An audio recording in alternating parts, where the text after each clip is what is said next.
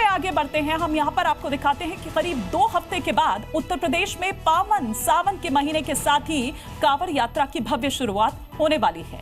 लेकिन इस बार कांवड़ यात्रा सिर्फ आस्था का सैलाब नहीं है, बल्कि उत्तर प्रदेश पुलिस और प्रशासन के लिए एक परीक्षा की घड़ी भी है, क्योंकि शिव भक्तों की आस्था और उनकी सुरक्षा से कोई खिलवाड़ नहीं होना चाहिए।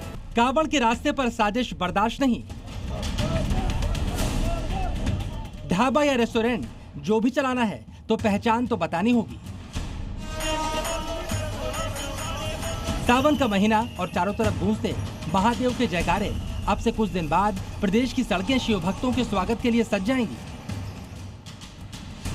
वेस्ट यूपी से लेकर पूर्वांचल तक कांवड़ यात्रा को लेकर इस बार योगी सरकार और प्रशासन पूरी तरह अलर्ट मोड पर है और साफ निर्देश दिए गए हैं कि कांवड़ियों को किसी भी तरह की परेशानी नहीं होनी चाहिए। हाईवे पर कांवड़ पटरियां दुरुस्त हों, साफ सफाई के कड़े इंतजाम हों, अगर किसी की तबीयत खराब होती है तो उसके लिए सभी मेडिकल सुविधाएं भी मौजूद रहें। मतलब साफ है, शिव भक्तों की सेवा में कोई कमी नहीं रहनी चाहिए।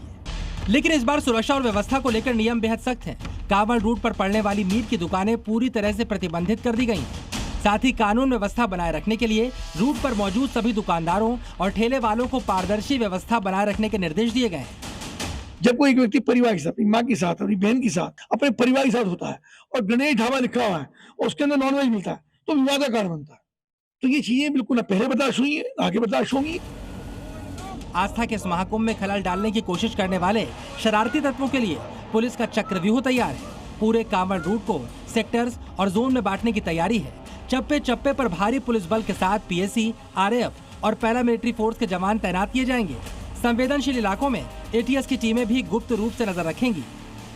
आसमान से तीसरी आंख यानी ड्रोन कैमरों के जरिए हर एक मूवमेंट पर नजर रहेगी। खुफिया तंत्र एलआईयू पूरी तरह एक्टिव होगा, जिससे किसी भी अफवाह या साजिश को पल भर में नाकाम किया जा सके।